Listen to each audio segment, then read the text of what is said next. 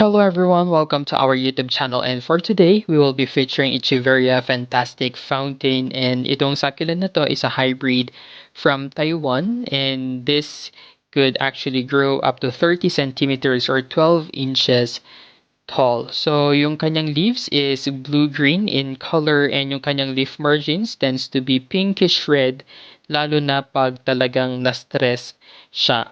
Over time, itong succulent na to would be flowering, and as of now, it's about to bloom. So we have three flower stalks here, and once they bloom, it would give us this yellow-orange flowers. If your succulent is not stable yet, it's best if you will be cutting or removing these flower stalks, as they really consume a lot of our succulent's energy.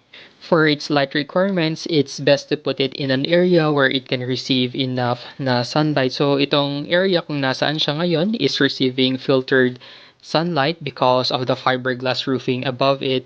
And if talagang na-stressed siya, it will be giving us a beautiful pinkish red leaf margin. So that is really something that I wanted to achieve, kaya as much as possible talagang ine-expose ko nga siya sa sunlight. And aside from the color itself, we would also be expecting na magiging compact itong succulent na ito, and after all, yun naman talaga yung gusto nating i-achieve, kasi itong Fantastic Fountain really looks like a fountain pag lumaki na siya. Watering wise, dapat natin i-check lagi yung kanyang potting mix. We have to make sure na completely dry na nga siya before watering it. And so right now, it's already my schedule of watering it.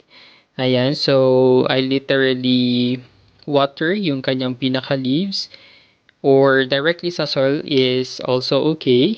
Ayan, we just need to make sure na well draining yung ating potting mix, para kahit na mapasobra yung dilig natin sa kanya, hindi siya basta-basta ma-over water. The reason behind kung bakit dinidiligan ko pati yung kanyang mga leaves is because to remove yung mga nag-collect na dust, especially that when I water my succulents, my interval is usually every 2 or 4 weeks time. In propagating this succulent, I usually check first if may mga offsets na nga ba siya sa pinakailalim, kasi if kung meron, I can separate them.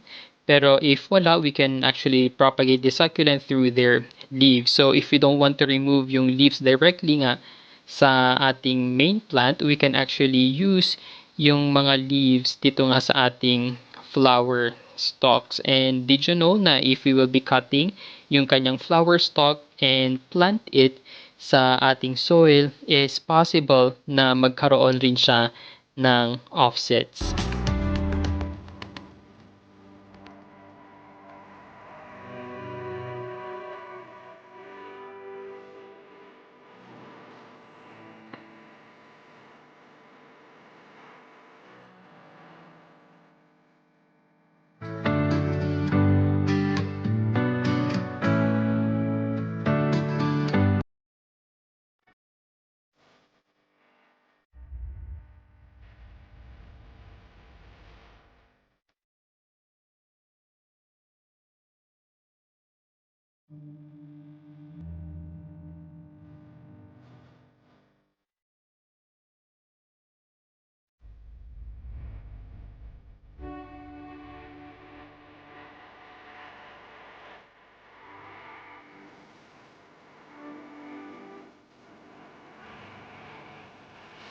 Finally, for its grooming and maintenance, so syempre, unang-una sa lahat, we need to remove yung mga unwanted plants growing in this pot, especially pag maliliit pa lang sila, kasi pag lumaki na itong mga plants na ito, talagang pag in-uproot natin sila, baka sumama yung buong succulent natin.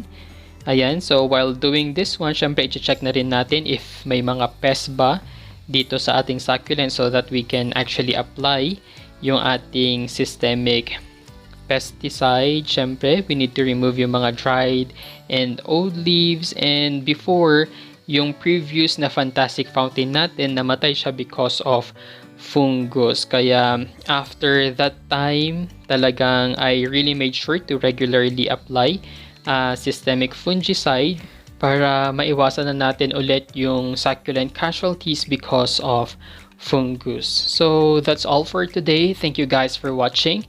Don't forget to like and subscribe to our YouTube channel. You may also visit our Facebook page, A Desert Succulent page.